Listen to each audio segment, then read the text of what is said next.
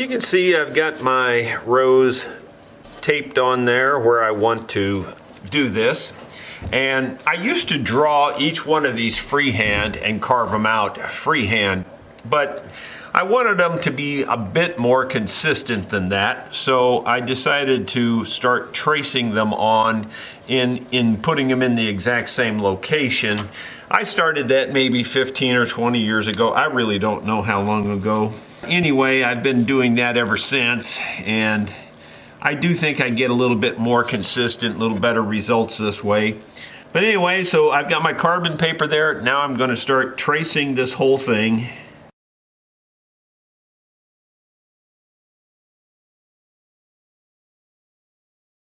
So there you go. There's a look at the rose before it's carved in there. Yep, that'll all be cut with an X-Acto knife and little tiny chisels, and I basically leave the rose there and cut everything away from it.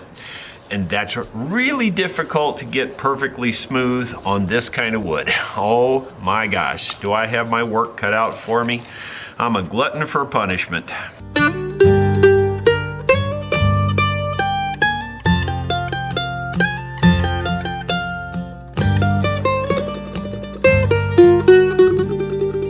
Well, it's that time that I've actually been dreading on this one, and that is to carve this rose. And the only reason I'm dreading this one is because of my hands.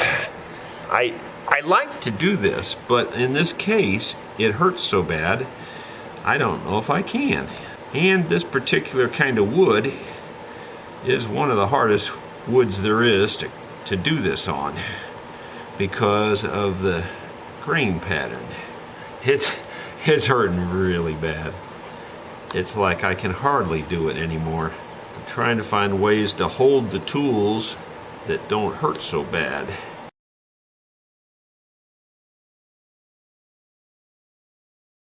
This is probably going to be about as exciting as watching paint dry, so I probably won't film much more of this, and I'll just show you some progress along the way, and then of course I'll show you what it looks like when I'm finished.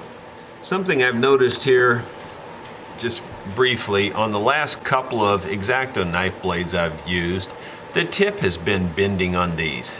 That never used to happen. Now, I've had them break off, but I've never had them bend like this. And that's more annoying, actually. The bending is really annoying because it gets in the way. Just one thing and something else. And they never did that before. I mean, like never. And I mean, like they would break off, no problem, but the last several have bent instead of breaking. Maybe they've changed their formula somehow or another to make the steel. I don't know. But I'm not impressed. Well, my good friends, several more days has passed on building this mandolin.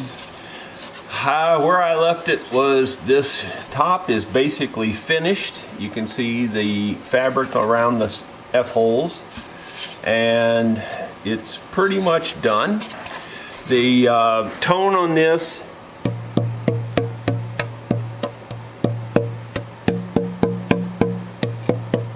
I don't know if you can hear it, but man, it's good. It's really good. About that long. It's a real nice chime. So, I'm ready to glue this on.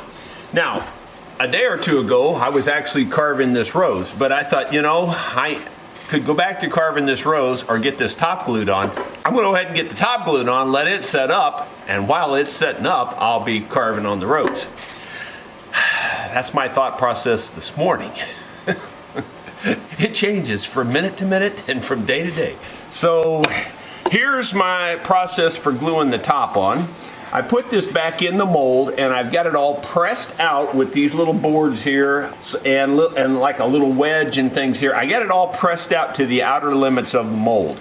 It fit pretty good, but you know how things just draw up and wood changes and stuff, so I pressed it all out to the outer limits of the mold. Now I'm going to glue this top on, so we'll turn the camera down here. And so now the top fits it really, really well. What I might do, I can see it looks like this is going to need a little trimming, and I might try to mark that and do some trimming on that before I actually glue it on. I've got it just about where I want it. Might be hard to mark it though. I don't think I have a pencil skinny enough to get all the way up inside of this area, especially through here because it's so skinny. Yeah, it's just not simple. And yeah, if I had like a piece of lead or something I could stick up in there, but you know, having everything at the right moment, the exact right thing you need, is not that simple. Trying to think of something skinny that I could reach in there, maybe scratch it like this thing, maybe. I doubt it'll go that far. It won't go that far either. It'd just be nice if something would just help me out here, but nothing did, and it's already moved, so I can't do that. Just looking at it here, trying to just kind of eyeball what needs to happen even. Now, I'm going to draw it in on this side and just figure it out is what I'm going to do. Basically, it looks like I need to take off a little bit right there, so I'm going to do that. Probably just do it with files. Might have to go to something else, depending on how difficult it wants to make the process.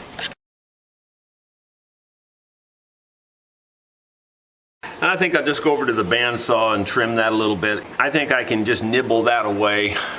I just cut a little notch out of this 2x4 so this clamp could hold it to the table. Just a simple little setup here, just to give me room to do some filing in here, clean this up.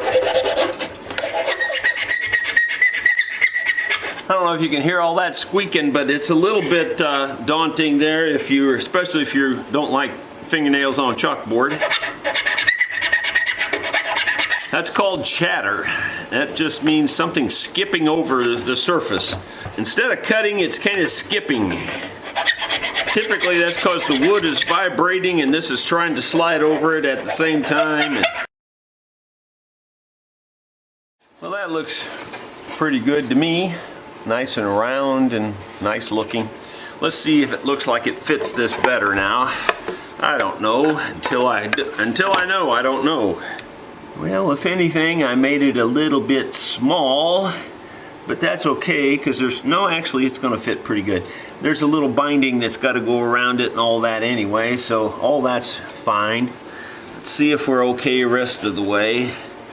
Looks like we're pretty good everywhere else. I think I'll call that good. Before I put it on there still though, I can still clean this up a little bit more. This is not easy to file because of the depth of it. It's a lot thicker or deeper than that other piece I was just working on. But I want to try to get all the saw marks out of here that I can get out of here, even though you really can't see them much down inside this. I mean, after all, this is the world's finest mandolin ever built by a human. You don't want saw marks down in there, even if you can't see them.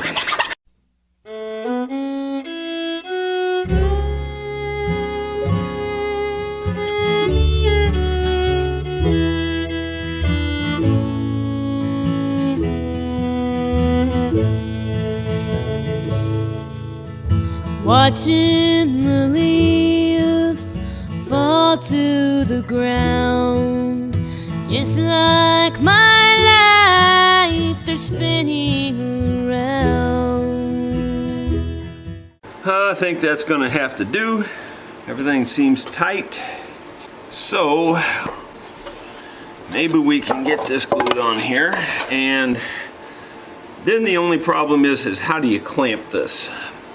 And I'm not exactly sure how I'm going to clamp it this time. I think I'll go over to a good flat table where the sides themselves are sitting down on the table, and maybe I'll just use weight and clamp it down with weight. I'll figure it out. For gluing this up, I'm going back to Titebond Original because this is one of those things that somewhere down the line could potentially need to come apart.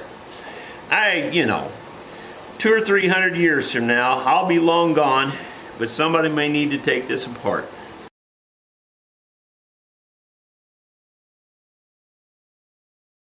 I drew a line on there to where the top cuts across right here, so just getting glue. Again, this is one of those deals where you want real good coverage. Yet I'm only going to cover one side in this case. It's sufficient, number one, and number two, there's no point in making a big mess with a bunch of squeeze out.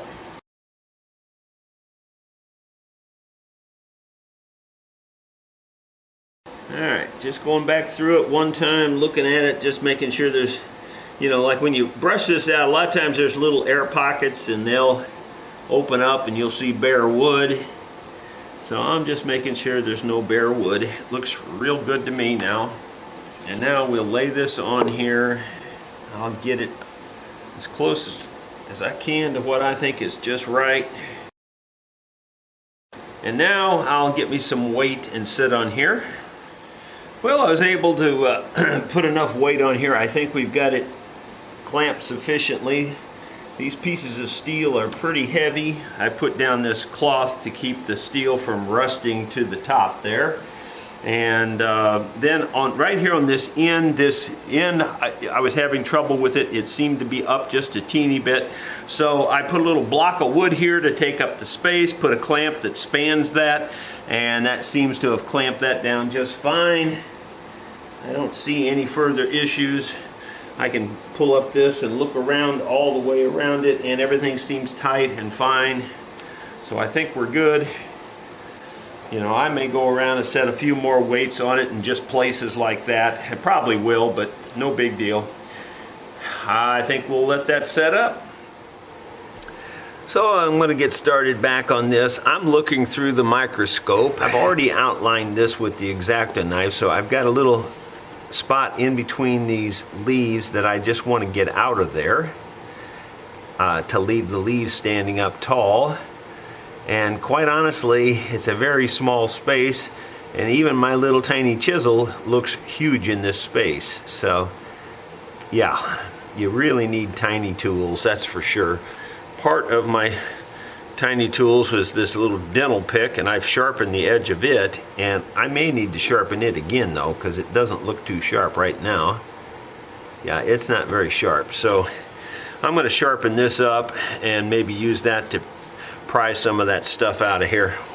As tiny as this little tool is, it actually looks like you're trying to dig a flower bed with a bulldozer when you're underneath here. Yeah, it's just gigantic under here, and trying to get into these little tiny nooks and crannies with this thing, even as small as it is, it really does look like you're trying to cram a bulldozer into a little tiny flower bed. That's really what it amounts to.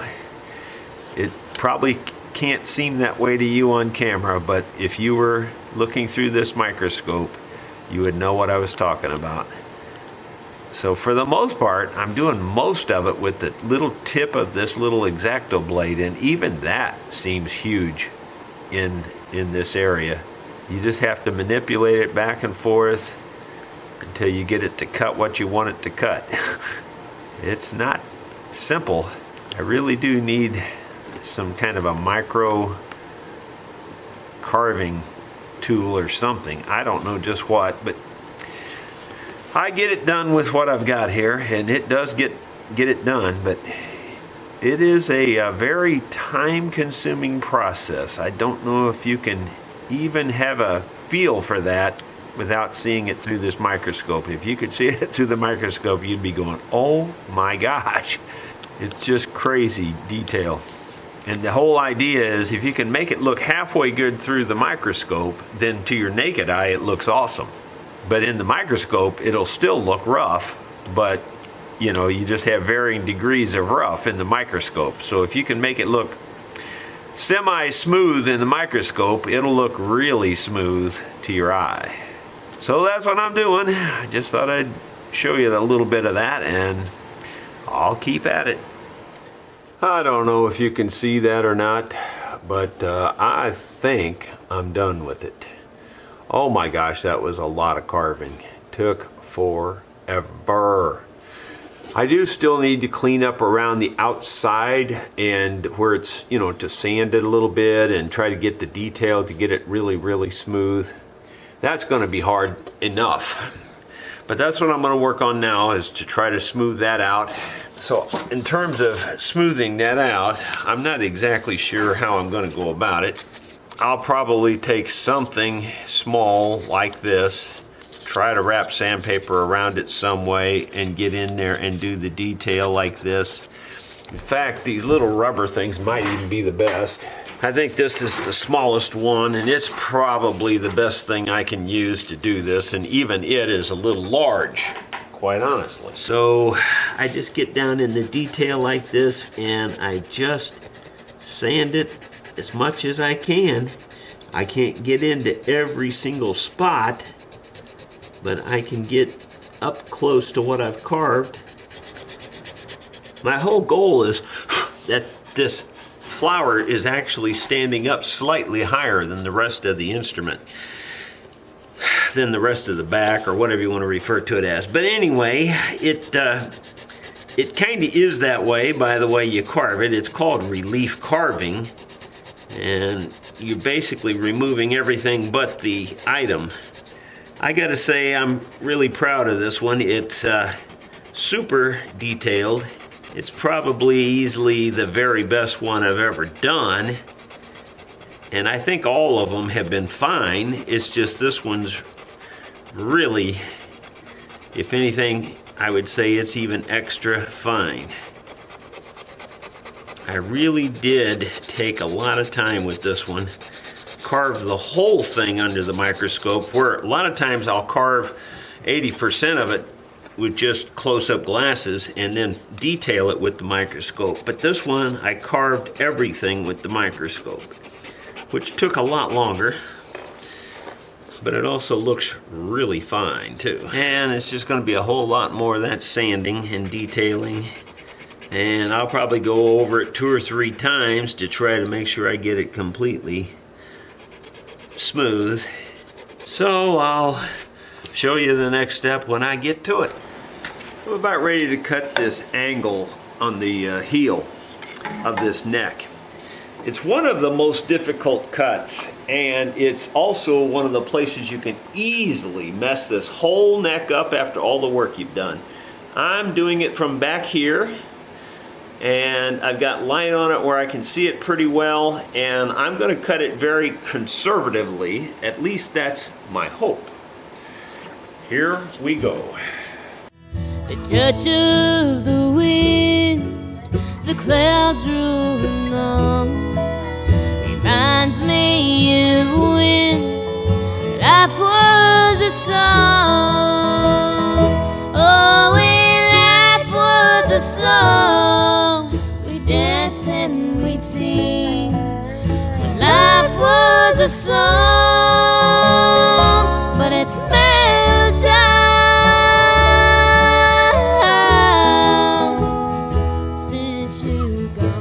I believe that came off without any problem. One of the main things you don't want to do is cut through the top of the board here. This is already sized, and so when you cut this angle, you want to make sure you leave a flat space here. You don't want to cut all the way through. And like right there, I just touched it. I didn't cut into it, but I touched it. At least it came off okay. And then I conservatively knocked off a little bit of the corner here. I can get rid of all the rest of that with a file or rasp very quickly, I think. So, all in all, it came out pretty darn good. We've got her chucked up here in the vise, and it's pretty solid. I've got a very heavy rasp, and I'm just going to knock off the biggest parts of this.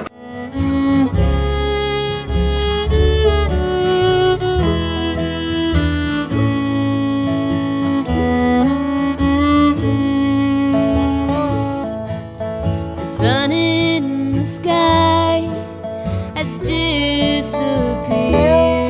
It's covered up by a cloud full of tears.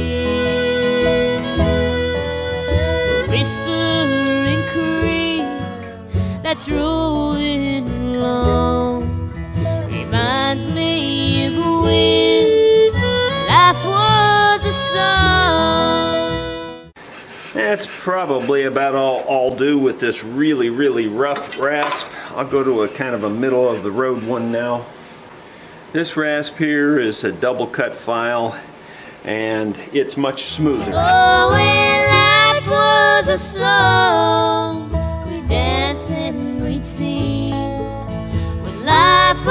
was a song, but it's moved on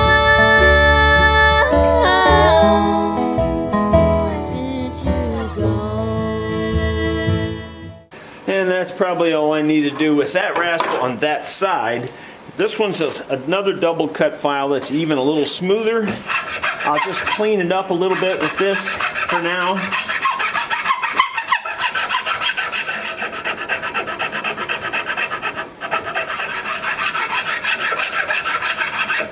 And this draw filing technique even makes it smoother.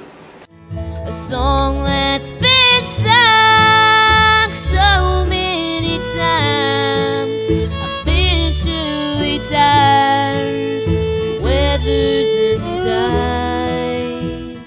That's pretty nice on that side.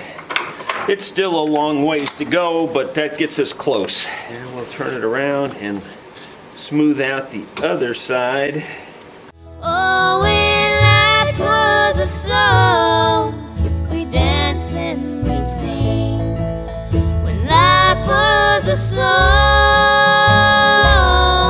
when life was a song, we dance and we sing. When life was a song, but it's moved on since you're gone.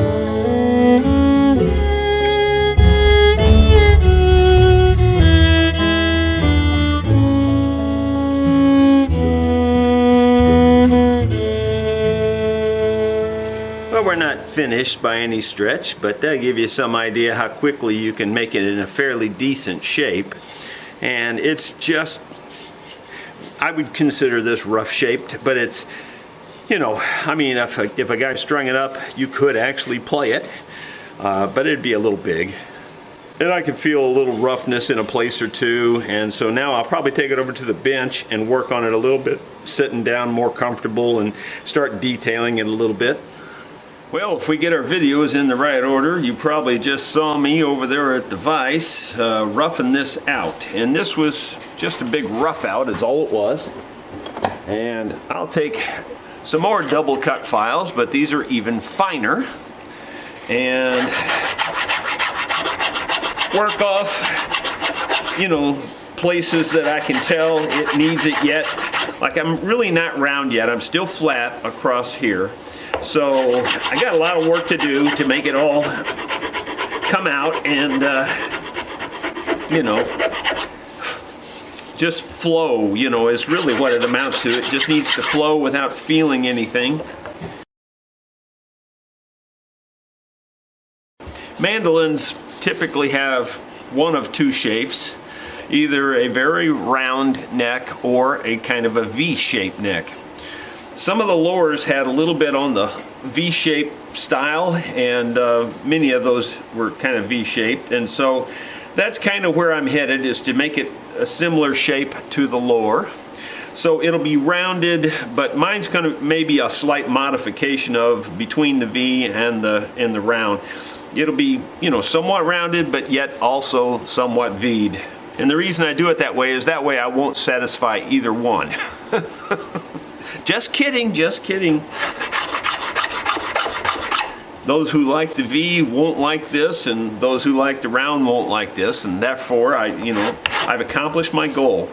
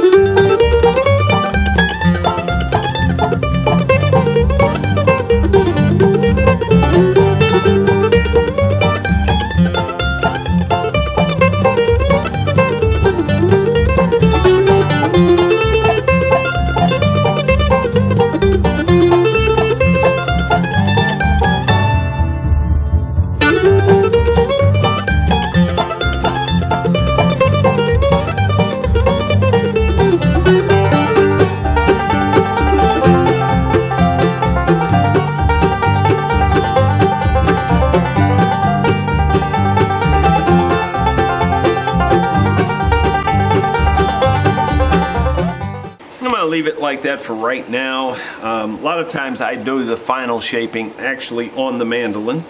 I'm going to work on this heel now, cleaning this up. I'm going to probably go over to my disc sander. I probably won't even film that, but I'm just going to, you know, sand this off smooth, try to get it cleaned up a little bit. Well, I got those sanded off satisfactory, I think. Again, I was able to sand it and still leave a little bit here. There's a little bit of roughness right in this area and maybe a little bit here, but it's not enough to worry about right now. Just trying to get everything kind of headed in the right direction, kind of get it in the ballpark. And as I often say, you sneak up on it. You don't just do it all at once. If you do it all at once and you make a mistake, you're done. You know, you got to start over. Yeah, this takes longer this way, I know that. But your end product, usually you're not disappointed with it. Usually it comes out just like you want. Though even with this approach, you can mess up, trust me. I've done that, I'm sure. The other advantage of a slow, steady approach is that when you do mess up, usually your mess ups are recoverable. You can, you know, they're usually small mistakes instead of big mistakes.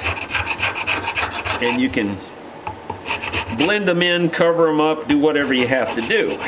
Trying to just round off this heel now and kind of get the heel to its close to final shape. I don't know that I would call it final, but you know, everything is kind of a work in progress. I could actually use Allen Dust's sander on this, and it just occurred to me. I've always done these mandolin necks with a file, but honestly that little sander would probably even be better and faster, so I think I'll just go get it. So I don't even think I've used the smallest one yet, so I thought I'd try it on this. And Alan sent me some shorter handles, and I could certainly use that here, but on the other hand, I just haven't had time to switch them out, and you would think, well, just it wouldn't take 5 minutes, and it probably wouldn't. But around here, 5 minutes is sometimes hard to come by. I stay pretty busy pretty much all day long. And I have it turning backwards so that the nuts don't come loose.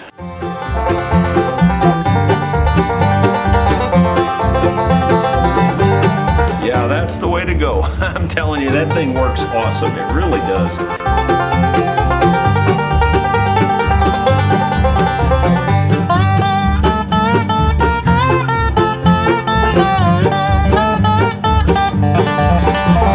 Just like anything, you got to keep it moving. It will dig a hole pretty fast, so you got to keep it moving.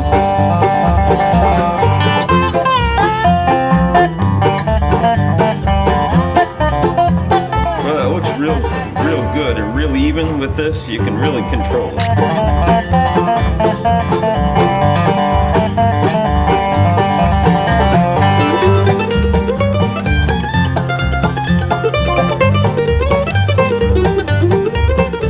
That's about as good as it gets. Now I'm going to use it up here on this area. I have to slide this back a little bit though. The clamp is just getting in my way up here. Have to slide it in or out as well, you know, the more the better in this case. I've about got this done up here, but I think this will clean it up a little bit better.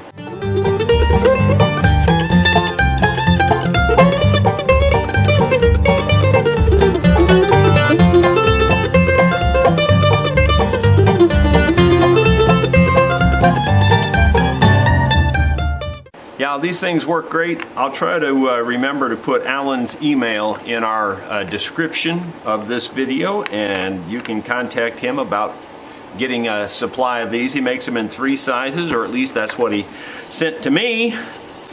And they work really nice. I mean, like, you know, you're removing a good amount of wood and you're keeping it smooth as you're removing it, so that's really nice. Just trying to decide whether I'm finished here or not, and I would say close.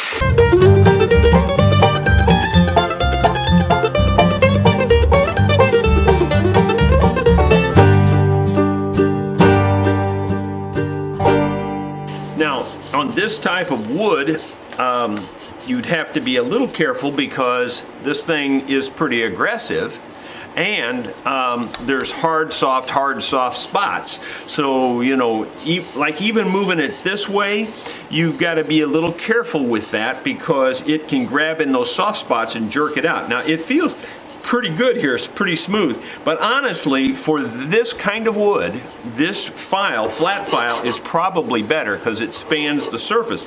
But it feels real good. I don't feel anything wrong after using that. Keep in mind, I already had it fairly flat with this. So, but I think if you did this, the whole thing with that, you might find some bumps in there. You might feel some little, like, just kind of undulations, and so you might have to come back with a file and smooth it off in this type of wood. In another kind of wood, that would be perfect. It wouldn't do that. Very, very, very good. Okay, I think I'm done with that for now. I'll probably come back to that again a time or two. And I might even come back to this heel and make this heel narrower because it's still fairly wide. I don't know about that for sure yet. I may do that. I think it's a little wide for my purposes right now. You have to remember that you're going to route a binding around it too, though, so you know that narrows it down quite a bit there, or the look of it anyway. Not sure what my next move is. I've already got the laser cutter working on the overlay for this, so I may just turn my attention to that and focus on that for the rest of the day.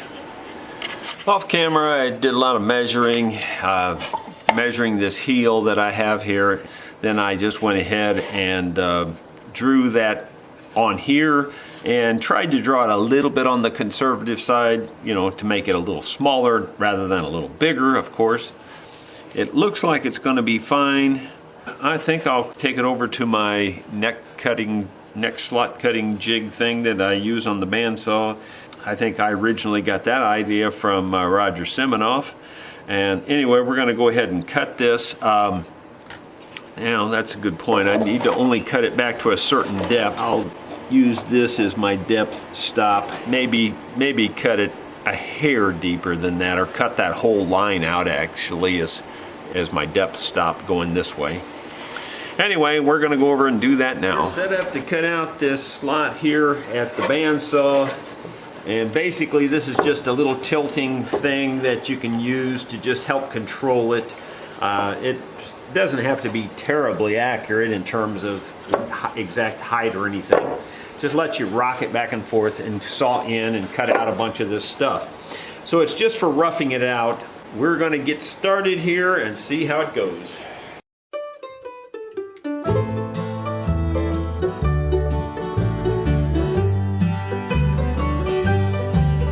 My sweet Miranda of the mountain, I recall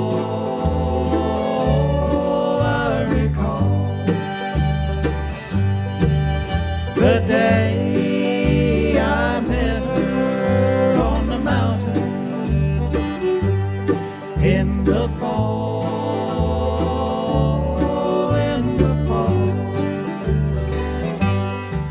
So there you go. We'll chisel that out of there and start fitting this neck. Well, you should have just saw me over at the bandsaw sawing this all out. Now we can just break most of this out of here. It breaks out fairly easy and can break a lot of it out by hand.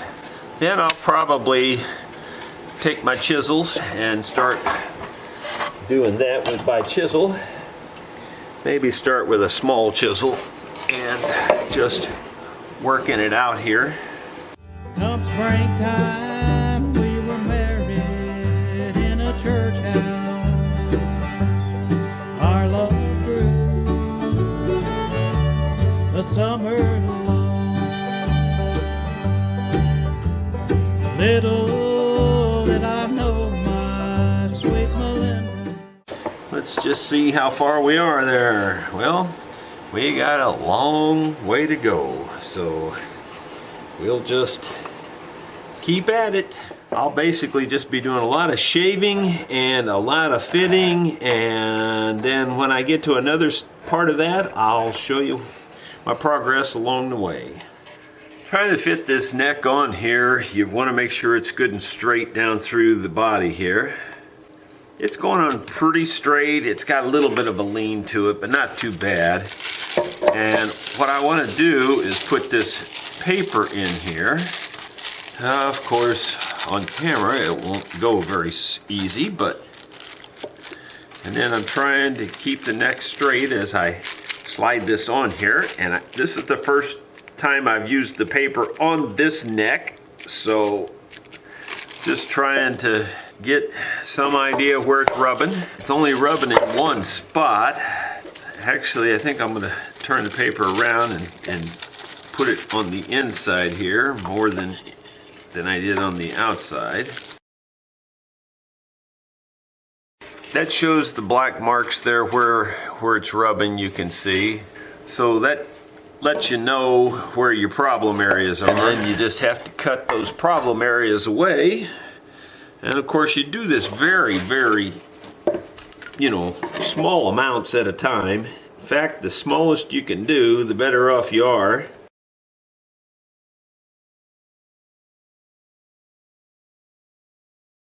I was trying to make sure the center line is staying there.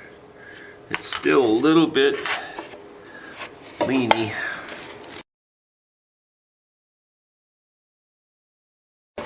Well, you can see what I'm doing there, and I'll just keep doing this very slowly and methodically, whittling off just the tiniest amounts.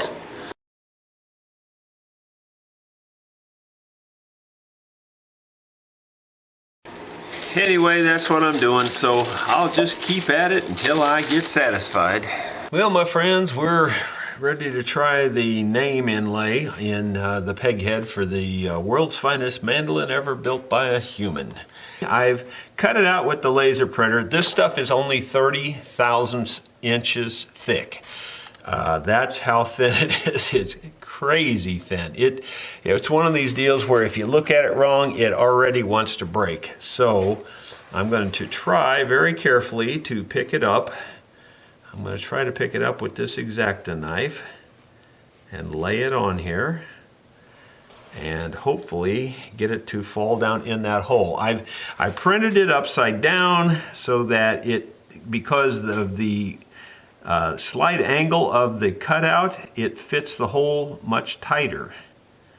At least that's the theory, and right now not so much because it's not falling in the hole. Got my close-up glasses on here to try to see what the issue might be. Very lightly pressing, just trying to get it to fall in the hole. And it's like it's wanting to go, but it's not going.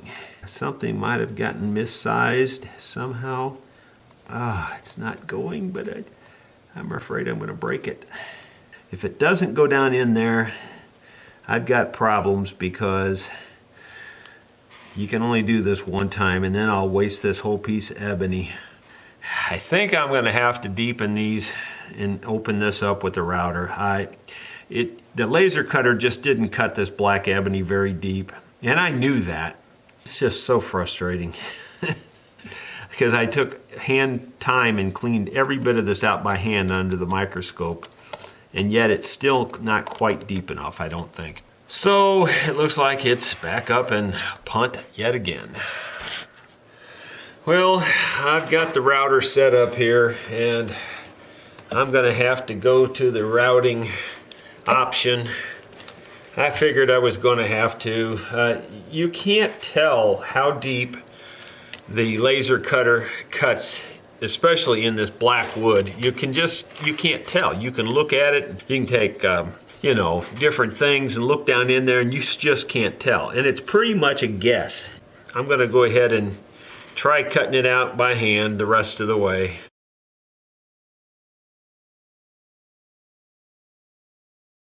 I routed all that out by hand and for some reason it still ain't lining up perfectly. I can force it in there, but I'm afraid I'm going to break it when I force it in there. Well, I feel like I finally got it to fit on the Rosa part, so I'm going to go ahead and glue that in before something else changes. It's amazing how difficult a simple task can be sometimes. Sometimes this goes very simple and very easy, and other times not quite so much. Let the glue set up there a little bit. I think it's probably ready for the spray, and that should lock her in. I kept turning it down the heat wise until, you know, each time I did it, and then each time it burns it less, which makes the lettering look a little bit better actually.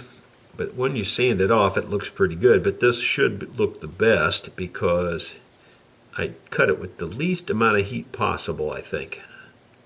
I don't think I could have turned it down any more.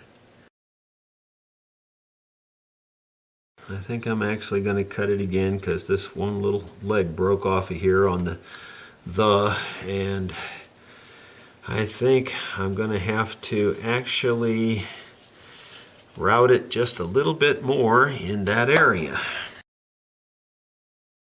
Well, let's try cutting it out yet one more time. Well, I cut it out one more time, and this time I think we'll be successful because I did route the hole out a little bigger. I'm just hoping it'll fit in there this time. It feels like it's in there this time. Can't do much better than that, I don't think. I'm just pressing it down in there, making sure it's down in there, and the glue has flowed through the whole thing really well. Well, that takes care of the name. Now we got to work on the flower. I know you can't really believe this, because I can barely believe it. But I put this in there like 4 or 5 times, and I get to the last piece and just touch the last piece in there, and they'll all just jump out. I mean, I know it doesn't even seem possible, practical, but I'm not exaggerating. I've had to put them in there like 3 to 4 times and get to that last piece, and it's almost like a static or something just blows them out of there. Oh, I've just never seen anything like it. It's one of those deals where you can't even believe it's happening. I'm just tired of dealing with it, so I'm getting it glued in there before it moves again. Holy mackerel. It looks good, so I'm gonna go ahead and spritz it. I'm afraid there's a little bit of a gap in one spot right there. I think that's it. I think it's glued now. Holy mackerel, that was so tough. It wasn't even, it's impossible to explain how hard that was to do. But it's there. Oh my gosh. All right, now I've got the last little bit here, and I'm not going to say this is easier, but it's not as hard as the rest of it. Yeah, there's so many pieces of wood there, and you might say, well, why do you even bother with all that? Why don't you just etch the wood or something? Just put one big piece in and etch it. Well, the problem with that is it doesn't look real when you do that. What I do is I explode this. In fact, right there is a good example. I explode all of the petals, turn the petals different directions so that the grain is running through them at different directions, and then when you put it in here, it looks much more real. It just looks so much better than just one solid piece. It's a lot of work, but it's worth it. Well, my friends, I think I finally got her finished there. It was quite a task. Got it all inlaid. It looks really beautiful. I've got this marked off on this too. I'm trying to decide how big of a nut I want here, and I mostly do these kinds of things by eye. I really do. I think a 5mm wide nut, or it's actually probably 4.5, somewhere in there, is probably big enough. That looks pretty good, just lined up about like right there. So I'm just going to go ahead and mark that as where I'm going to put the end of that. I think I'm going to go ahead and get her glued in. Better triple check that I'm not going to have a problem here. It looks like it's going to be okay. Double check this. This is the little pattern I used. Now that I used that, I better double check it here. Yeah, it looks like it'll be fine. Everything looks like it's going to match up just perfectly. So, this is one of those deals where I never want this to come loose. Might as well just go ahead and use Tight Bond 3.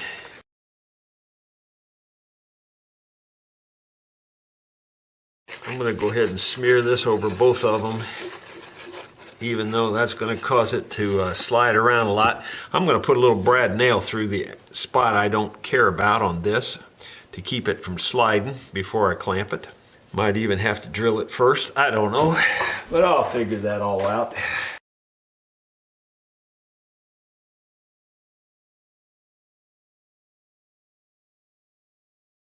It's more glue than I need, more surface area than I need. Too much is not enough, you know, that's what I always say. Now the problem is keeping it still long enough to even get it drilled. I probably should have just drilled it ahead of time and had my little brad in there already. That would have been easier. It's way harder to hold this still than you think. Let's put a little clamp right on this edge to keep it right there. Just right on the edge, and then that way it can't slide that way and then drill it. Maybe just do something like this. That looks like that's just about where I want it. And then what I'll do is drill it a couple of places here and put in a couple little brad nails. Alright, I've got it held in place here pretty well with these two clamps. It can't move too much. And I'll drill a little hole right here. And then I'll insert one of these little tiny brad nails. Once your dear, she would be gone. My sweet Melinda of the mountain, I recall.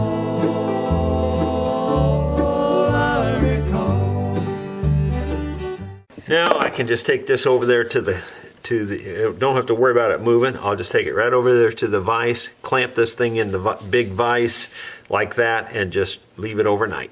Well, my friends, this set overnight in the vise, and it's glued up really well. The nails are off far enough away from the saw marks that I don't even think I'll have to pull them. I'll show you how I saw this out. Well, I'm having trouble getting my light situated where I can reflect the pencil mark very well. It's a very fine pencil mark. But I think that's going to be as good as I can do. So here we go.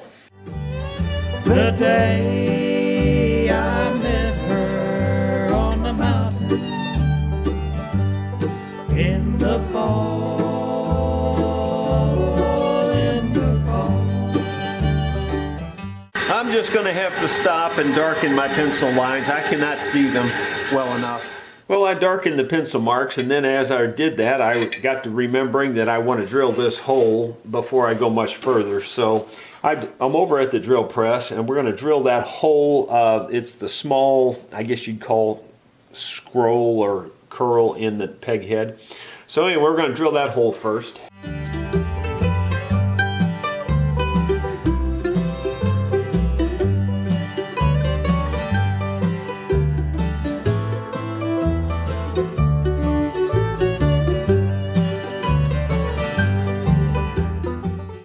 That worked out pretty well. We'll move on from there. And we're quickly back over to the bandsaw, and hopefully we can finish cutting this all out now.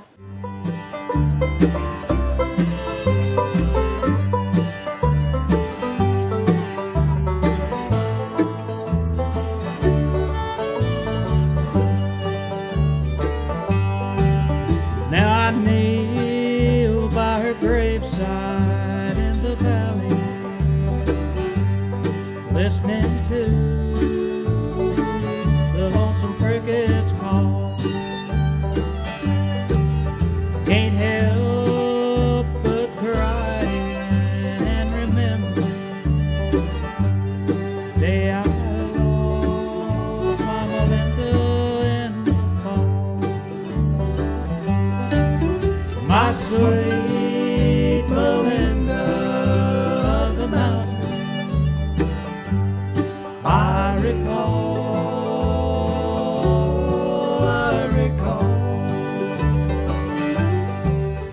Looking pretty good as far as I'm concerned. Just needs a lot of TLC now, a lot of sanding and things, smoothing out. We're gonna have to cut a little bit more up in here yet, and I'll do that over on the 1/4" bandsaw.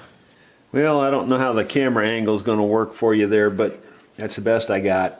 And I'm gonna try to saw a little bit out of this. It's always touch and go on this. The day I lost her on the mountain, now I'll cry forevermore. Now I'll cry forevermore.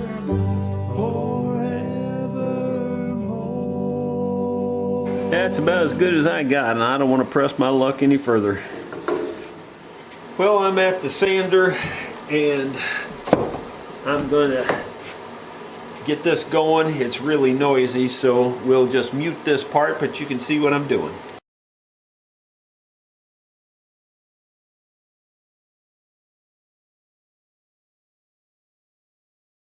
Well, I believe that's going to do. There'll still be some hand touch up around a lot of things, but otherwise I think we're in pretty darn good shape for the shape we're in.